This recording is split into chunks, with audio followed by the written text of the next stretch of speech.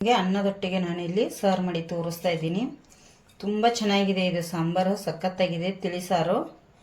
ನೀವು ಒಂದ್ಸತಿ ಮನೆಯಲ್ಲೇ ಟ್ರೈ ಮಾಡಿ ಹೇಗಿದೆ ಅಂಥೇಳಿ ಕಮೆಂಟ್ ಕೂಡ ಮಾಡಿ ಹೇಳಿ. ಹೊಸವರು ನಮ್ಮ ಚಾನಲ್ ನೋಡ್ತಾ ಇದ್ರೆ ಸಬ್ಸ್ಕ್ರೈಬ್ ಮಾಡ್ಕೊರಿ.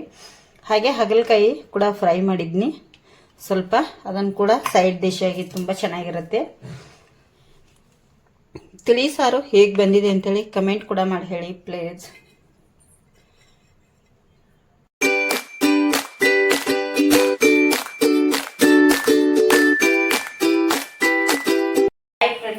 Welcome back to YouTube channel. ಹೇಗಿದ್ದೀರಾ? ಎಲ್ಲರೂ ಚೆನ್ನಾಗಿದ್ದೀರಾ ಫ್ರೆಂಡ್ಸ್? ನಾವು ಸಹ ಚೆನ್ನಾಗಿದ್ದೀವಿ ನೋಡಿ ಫ್ರೆಂಡ್ಸ್. ಇವತ್ತು ವಿಡಿಯೋ ಸ್ವಲ್ಪ ಲೇಟ್ ಮಾಡಿ ಸ್ಟಾರ್ಟ್ ಮಾಡ್ತಾ ಇದ್ದೀನಿ. ಫ್ಯಾನ್ ಆಫ್ ಮಾಡಿದ್ರೆ ಹೌದ್ರಿ. ಜನ 1:30-2 ಗಂಟೆನೂ ಆಗಿದೆ ಈಗ ಆಲ್ರೆಡಿ. ಸ್ವಲ್ಪ ಲೇಟ್ ಮಾಡಿ ಸ್ಟಾರ್ಟ್ ಮಾಡಿದ್ದೀನಿ ಇವತ್ತು. ಶ್ರೇಯಾ ಅಂತ ಕಾಲೇಜ್ಗೆ ಹೋಗಿದ್ದಾಳೆ, ಬರೋ ಟೈಮ್ ಆಯಿತು. 4:15 ಬರ್ತಾಳೆ ಅವಳು. ನಾನೀಗ ಮಧ್ಯಾಹ್ನ ಊಟಕ್ಕೆ ಅಂತೇಳಿ ಸ್ವಲ್ಪ ಗಟ್ಟಿ ರೊಟ್ಟಿ ಇದ್ದು ಫ್ರೆಂಡ್ಸ್, ಅದನ್ನೇ ನಾನೀಗ ಇಲ್ಲಿ ಒಗ್ಗರಣೆ ಕೊಡ್ತಾಯಿದ್ದೀನಿ ನೋಡಿ. ಅದು ರೊಟ್ಟಿ ಮುರ್ಕೊಂಡು ಸ್ವಲ್ಪ ಒಗ್ಗರಣೆ ಕೊಡ್ಬೇಕಂಥೇಳಿ ಒಗ್ಗರಣೆ ಕೊಡ್ತಾಯಿದ್ದೀನಿ ನೋಡಿ.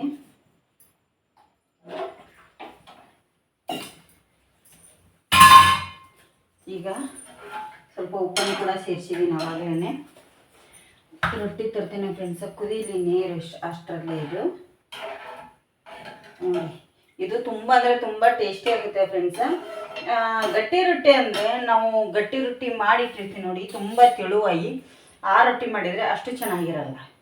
ನಾವು ಬಿಸಿ ಬಿಸಿ ತಿನ್ಲಿಕ್ಕೆ ಅಂಥೇಳಿ ಏನು ರೊಟ್ಟಿ ಮಾಡಿರ್ತೀವಿ ನೋಡಿ, ಅದು ಗಟ್ಟಿ ಆದರೆ ಮಾತ್ರ ಈ ಥರ ಮಾಡಬೇಕು. ಯಾಕಂದರೆ ನಾವು ಸ್ವಲ್ಪ ಅದನ್ನು ಮಾಡ್ಬೇಕಾದ್ರೆ ನಾವು ದಪ್ಪ ಮಾಡಿರ್ತೀವಿ, ಅದು ಚೆನ್ನಾಗಿರುತ್ತೆ.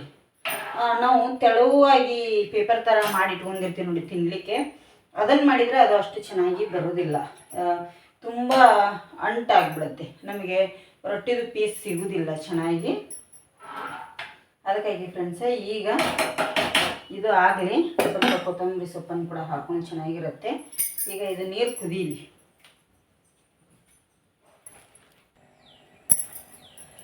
ಫ್ರೆಂಡ್ಸ್ ನೋಡಿ, ಇಲ್ಲಿ ಈಗ ನೀರು ಸಹ ಕುದೀತಾ ಇದೆ. ಈಗ ಉಪ್ಪು ಖಾರ ಚೆಕ್ ಮಾಡಿದೆ, ಕರೆಕ್ಟ್ ಇದೆ. ಉಪ್ಪು ಖಾರ ಚೆಕ್ ಮಾಡ್ಕೊಳ್ಳಿ, ಯಾಕಂದರೆ ನೋಡಬೇಕಾಗುತ್ತೆ ಅಲ್ಲ, ಖಾರ ಜಾಸ್ತಿ ಆದರೆ ಮತ್ತು ಸ್ವಲ್ಪ ಒಂಚೂರು ಬೆಲ್ಲ ಹಾಕಿ ನಾವು ಕ್ರಶ್ ಮಾಡ್ಕೋಬೋದು. ರೊಟ್ಟಿನ ನಾನು ಈ ಥರ ತುಂಡು ಮಾಡಿ ಇಟ್ಕೊಂಡಿದ್ದೀನಿ ನೋಡಿ, ಸ್ವಲ್ಪ ಸ್ವಲ್ಪ ಹಾಕೋತೇನೆ ನೋಡಿ. ಕುದಿ ನೀರಿಗೆ ಜಾಸ್ತಿ ನೀರು ತೊಗೊಳ್ಳೋದಿಲ್ಲ, ಇವು ಜಾಸ್ತಿ ನೀರು ತೊಗೊಳ್ಳೋದಿಲ್ಲ ಫ್ರೆಂಡ್ಸ್. ಯಾಕಂದರೆ ನಾವು ಜಿಗಟು ಹಾಕಿ ಮತ್ತು ನೀರು ಹಾಕಿ ಕಲಿಸಿ ಮಾಡಿರೋದ್ರಿಂದ ಕಮ್ಮಿ ನೀರನ್ನೇ ತೊಗೊಳ್ತೀವಿ. ಅದಕ್ಕಾಗಿ ಹಾಕುವಾಗ ನಾವು ಜಾಸ್ತಿ ಹಾಕ್ಲಿಕ್ಕೆ ಹೋಗ್ಬಾರ್ದು. ಬಿಸಿ ಬಿಸಿ ಇದು ತಿಂದರೆ ಸೂಪರಾಗಿರುತ್ತೆ, ಮಸ್ತ್ ಅಂದರೆ ಮಸ್ತಾಗಿರುತ್ತೆ ಫ್ರೆಂಡ್ಸ್. ನಾವು ತಿನ್ನಬೇಕು ಅಂತ ಅನಿಸಿದರೆ ರೊಟ್ಟಿ ಮಾಡಿ ರೊಟ್ಟಿ ಒಣಗಿಸ್ಕೊಂಡು ತಿಂತೇವೆ ಫ್ರೆಂಡ್ಸ್. ಅಷ್ಟು ಇಷ್ಟ ಇದು ನಮಗೆ ಮನೆಯಲ್ಲಿ ಎಲ್ಲರಿಗೂ. ಅದಕ್ಕಾಗಿ ಈಗ ಶ್ರೇಯಾ ಕೂಡ ಬರ್ತಾಳಲ್ಲ, ಬಿಸಿ ಬಿಸಿದು ಬರ್ತಾಳೆ. ಆಕೆ ಬೇಗ ಬರ್ತೀನಿ ಅಂತ ಹೇಳಿದಾಳೆ, ಬಂದು ಅಮ್ಮನ ಮನೆಗೆ ಹೋಗ್ತಾಳೆ. ಅದಕ್ಕಾಗಿ ಆಕೆ ಬರ್ತಾಳೆ. ಈಗ ಯಜಮಾನ್ರು ಕೂಡ ಬಂದಿದ್ದಾರೆ, ಹಾಗಾಗಿ ಬಿಸಿದು ಮಾಡ್ತಾಯಿದ್ದೀನಿ ನೋಡಿ.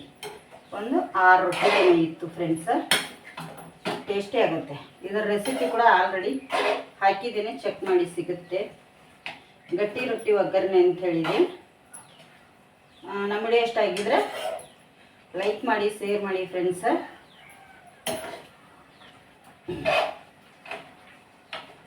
ನೋಡಿ, ನೀರು ಜಾಸ್ತಿ ಆಗಬಾರ್ದು. ನೀರು ಜಾಸ್ತಿ ಆದರೆ ಅದು ಹೇಗಾಗುತ್ತೆ, ರಾಗಿ ಆಂಬ್ಲಿ ಮತ್ತು ಜೋಳದ ಆಂಬ್ಲಿ ಎಲ್ಲ ಮಾಡ್ತೀವಿ ನೋಡಿ, ಆ ಥರ ಬರುತ್ತೆ. ಅದು ರಾಗಿ ಆಂಬ್ಲಿ ಥರ ಆಗುತ್ತೆ. ನಮಗೆ ಆಂಬ್ಲಿ ಥರ ಆಗಬಾರ್ದು. ನಾವು ಉದುರಾಗಿ ಉಪ್ಪಿಟ್ಟೆಲ್ಲ ಮಾಡ್ತೀವಿ ನೋಡಿ, ಆ ಥರ ಆಗುತ್ತೆ ಅಂದರೆ ನಮಗೆ ಮಸ್ತಾಗುತ್ತೆ. ಈಗ ತುಂಬ ಅಂದರೆ ತುಂಬ ಟೇಸ್ಟಿಯಾಗಿರುತ್ತೆ. ಈಗ ರೆಡಿಯಾಗಿದೆ ಫ್ರೆಂಡ್ಸ. ಗ್ಯಾಸನ್ನು ಕೂಡ ಆಫ್ ಮಾಡಿಬಿಡ್ತೀನಿ. ಆಫ್ ಮಾಡಿ ಒಂದು ಮುಚ್ಚಳ ಮುಚ್ಚಿ ಒಂದು 5 ನಿಮಿಷ ಅಥವಾ 10 ನಿಮಿಷ ಬಿಟ್ಬಿಡೋಣ. ಸ್ವಲ್ಪ ಉಮ್ಗೊಳ್ಬೇಕು, ತುಂಬ ಅಂದರೆ ತುಂಬ ಚೆನ್ನಾಗಿರುತ್ತೆ. ಅಷ್ಟರಲ್ಲಿ ಇದನ್ನು ಮಾಡಿದರೆ ನಮ್ಮ ಯಜಮಾನ್ರಿಗೆ ಈರುಳ್ಳಿ ಟೊಮೆಟೊ ಬೇಕೇ ಬೇಕು ಫ್ರೆಂಡ್ಸ್. ತುಂಬ ಟೇಸ್ಟಿಯಾಗುತ್ತೆ. ಅದನ್ನು ಕಟ್ ಮಾಡಿ ಇಟ್ಕೊತೀನಿ ನಾನು. ಉದುರುದ್ರಾಗಿರೋಂಥ ರೊಟ್ಟಿ ಫ್ರೆಂಡ್ಸ ಈಗ ಸರ್ವ್ ಮಾಡಿ ತೋರಿಸ್ತೇನೆ. ನೋಡಿ ಫ್ರೆಂಡ್ಸ, ಇಲ್ಲಿ ರೊಟ್ಟಿ ಒಗ್ಗರಣೆ ಇದೆ, ಇಲ್ಲಿ ಈರುಳ್ಳಿ ಟೊಮೆಟೊ ಇದೆ, ಮತ್ತು ನೋಡಿ ಎಷ್ಟು ತುಂಬ ಅಂದರೆ ತುಂಬ ಟೇಸ್ಟಿ ಆಗುತ್ತೆ. ಈರುಳ್ಳಿ ಟೊಮೆಟೊ ಈ ಥರ ನಾವು ಈರುಳ್ಳಿ ಕಟ್ ಮಾಡಿ ಇಟ್ಕೊಂಡು ತಿಂದರೆ ಮಸ್ತಾಗುತ್ತೆ. ನೀವು ಮನೆಯಲ್ಲಿ ಟ್ರೈ ಮಾಡಿ. ಈಗ ಯಜಮಾನ್ರು ನಾವು ಊಟ ಮಾಡ್ತೇವೆ ಫ್ರೆಂಡ್ಸೇ, ಯಜಮಾನ್ರು ಕೂತಿದ್ದಾರೆ. ಊಟ ಮಾಡಿದ ನಂತರ ಮತ್ತೆ ಸಿಗ್ತೀನಿ ನೋಡಿ. ಸ್ವಲ್ಪ ಇಸ್ತ್ರಿ ಬಟ್ಟೆ ಇತ್ತು, ನನಗೆ ಇಸ್ತ್ರಿ ಮಾಡ್ತಾಯಿದ್ದೀನಿ. ಇಲ್ಲೊಂದು 3 ಪ್ಯಾಂಟ್ ಮಾಡಿದೆ. ಹಾಗೆ ಶ್ರೇಯಮ್ಮನ ಡ್ರೆಸ್ ತುಂಬ ಇದು ಆಗಿತ್ತು, ಅದು ಮೊನ್ನೆ ಡ್ರೆಸ್ ಫಂಕ್ಷನಿಗೆ ಹಾಕೊಂಡೋಗಿದ್ಲಲ್ಲ, ಇಟ್ಟಿದ್ಲು ಹಾಗೆ, ಅದನ್ನು ಕೂಡ ಇಸ್ತ್ರಿ ಮಾಡಬೇಕು ಫ್ರೆಂಡ್ಸ. ಇಲ್ಲೊಂದಿಷ್ಟಿದೆ, ಇಲ್ಲೊಂದಿಷ್ಟಿದೆ ಫ್ರೆಂಡ್ಸ, ಅಲ್ಲೊಂದು ಸ್ವಲ್ಪ ಇದೆ ಬಟ್ಟೆಗಳು, ಇಸ್ತ್ರಿ ಮಾಡ್ತಾಯಿದ್ದೀನಿ. ಏನಪ್ಪ ಅಂದರೆ ಇಸ್ತ್ರಿದು ರೆಸಿಪಿ ಅಂತೀನಿ, ಸಾರಿ. ಮೊನ್ನೆ ನಮ್ಮದು ಇಸ್ತ್ರಿ ಹೇಗಾಗಿತ್ತು ಎಲ್ಲರೂ ನೋಡಿದ್ದೀರಿ ಅಂತ ಅನ್ಕೋತೀನಿ. ನೋಡಿ ಯಾವ ಥರ ಆಗಿತ್ತು, ಅದು ತುಂಬ ಬ್ಲ್ಯಾಕ್ ಆಗಿತ್ತು. ನಮ್ಮ ಯಜಮಾನ್ರು ಒಂದು ಐಡಿಯಾ ಕೊಟ್ಟರು, ಅದರಿಂದ ಎಲ್ಲ ಕ್ಲೀನ್ ಮಾಡಿದ್ದೀವಿ. ಯಾಕಂದರೆ ಈ ಬಟ್ಟೆಗಳಿಗೆ ತುಂಬ ಅಂಟ್ತಾ ಇತ್ತದು, ಕಾಟನ್ ಬಟ್ಟೆ. ಅದಕ್ಕೆ ನೋಡಿ ನಾನು ತುಂಬ ದಿನದಿಂದ ಇದು ಬಟ್ಟೆ ಹಾಗೆ ಇಟ್ಟಿದೆ ಹೆದರಿ, ಯಾಕಂದರೆ ಒಳ್ಳೆ ಬಟ್ಟೆ ಹಾಳಾಕ ಅನ್ನೋದಕ್ಕೋಸ್ಕರ ಇಟ್ಟಿದೆ ಫ್ರೆಂಡ್ಸ್. ಒಳ್ಳೆ ಕಾಟನ್ ಶರ್ಟ್ಗಳು ನಮ್ಮ ಯಜಮಾನ್ರದ್ದು, ಹಾಗಾಗಿ ಇಟ್ಬಿಟ್ಟಿದ್ನೆಲ್ಲ. ಈಗೆಲ್ಲ ಕ್ಲೀನ್ ಮಾಡಿ ಕೊಟ್ಟಮೇಲೆ ಅಂಟುವುದಿಲ್ಲ ಫ್ರೆಂಡ್ಸ್. ನೋಡಿ ಇಲ್ಲಿ ಕಾಣಿಸುತ್ತಾ ನಿಮಗೂ ಕೂಡ, ಏನೂ ಅಂಟುವುದಿಲ್ಲ ನೋಡಿ. ಈಗ ಅವಾಗ ಇಸ್ತ್ರಿ ಮಾಡಿದ ತಕ್ಷಣ ಬಟ್ಟೆ ಕಾಟನ್ ಬಟ್ಟೆ ಇದ್ದರೆ ಸಾಕು, ಎಲ್ಲ ಅಂಟಿ ಬಿಡ್ತಿತ್ತು.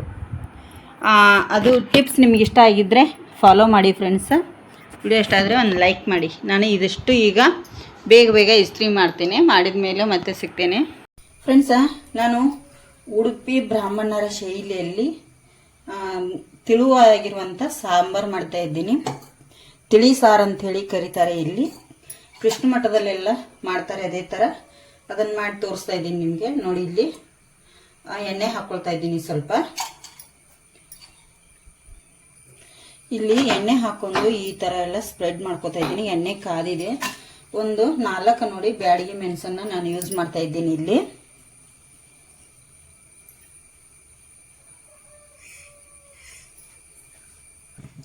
ನೋಡಿ ಇದನ್ನು ಈಗ ಎಣ್ಣೆಯಲ್ಲಿ ನಾವು ಸ್ಲೋ ಉರಿಯಲ್ಲಿ ಮೆಣಸನ್ನು ಫ್ರೈ ಮಾಡ್ಕೋಬೇಕು.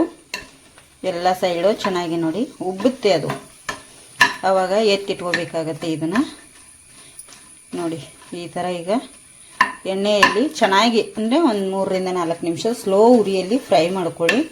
ನೋಡಿ ಎಷ್ಟು ಚೆನ್ನಾಗಿ ಉಬ್ಬಿದ್ದು ನಿಮಗೆ ಕಾಣ್ತಾ ಇದೆಯಲ್ಲ, 4 ಮೆಣಸು ನೋಡಿ ಎಷ್ಟು ಚೆನ್ನಾಗಿ ಉಬ್ಬಿದೆ. ಇದನ್ನು ಒಂದು ಪ್ಲೇಟಿಗೆ ನಾನೀಗ ತಗೊಂಡ್ಬಿಡ್ತೇನೆ.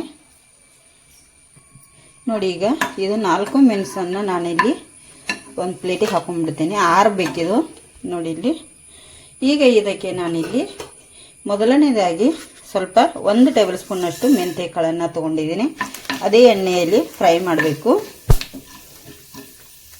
ನೋಡಿ ಅದರೊಟ್ಟಿಗೆ 1.5 ರಿಂದ 2 ಟೇಬಲ್ ಸ್ಪೂನಷ್ಟು ಕೊತ್ತಂಬರಿ ಬೀಜ ಅದನ್ನು ಕೂಡ ತೊಗೊಂಡಿದ್ದೇನೆ. ನಿಧಾನ ಉರಿಯಲ್ಲಿ ಫ್ರೈ ಮಾಡಬೇಕಾಗತ್ತೆ. ಹೈ ಫ್ಲೇಮ್ ಇಡ್ಲಿಕ್ಕೆ ಹೋಗಬೇಡಿ, ಸ್ವಲ್ಪ ನಿಧಾನ ಇಟ್ಕೊಳ್ಳಿ ಫ್ಲೇಮ್ನ. ನೋಡಿ ಈ ಥರ ಸಿಡಿಲಿಕ್ಕೆ ಸ್ಟಾರ್ಟ್ ಮಾಡಿದಾಗ ನಾವು 1 ಟೇಬಲ್ ಸ್ಪೂನಷ್ಟು ಜೀರಿಗೆ ಕೂಡ ಹಾಕ್ತಾ ಇದ್ದೀನಿ. ಅದು ಕೂಡ ಎಣ್ಣೆಯಲ್ಲಿ ಫ್ರೈ ಆಗಬೇಕು ಚೆನ್ನಾಗಿ. ನೋಡಿ ಸಿಡಿತಾ ಇದೆ. ಇದು ಕೂಡ ಸ್ವಲ್ಪ ನಿಧಾನ ಉರಿಯಲ್ಲಿ ಫ್ರೈ ಮಾಡಬೇಕು. 1-2 ರಿಂದ 3 ನಿಮಿಷ ಚೆನ್ನಾಗಿ ಸ್ಮೆಲ್ ಬರುತ್ತೆ ಇದು ಫ್ರೈ ಮಾಡುವಾಗ. ಕೊತ್ತಂಬರಿ ಬೀಜದ್ದು, ಜೀರಿಗೆದು, ಮೆಂತ್ಯ ಕಾಳ್ದು ಅದರಲ್ಲಿ ಹಸಿ ಬಿಸಿ ಅಂಥೇಳಿ ಹುರಿದ್ಬಿಟ್ರೆ ಟೇಸ್ಟು ಹೋಗಿಬಿಡುತ್ತೆ, ಚೆನ್ನಾಗಿ ಬರೋದಿಲ್ಲ.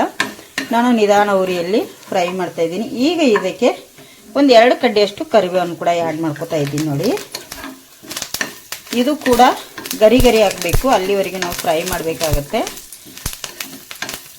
ನೋಡಿ ಈ ಥರ ನಾವು ಫ್ರೈ ಮಾಡ್ಕೋಬೇಕು ಚೆನ್ನಾಗಿ. ಇದನ್ನು ನಾವು ನೋಡಿ ಈಗ ಗ್ಯಾಸ್ ಕೂಡ ಆಫ್ ಮಾಡಿಬಿಡ್ತೇನೆ.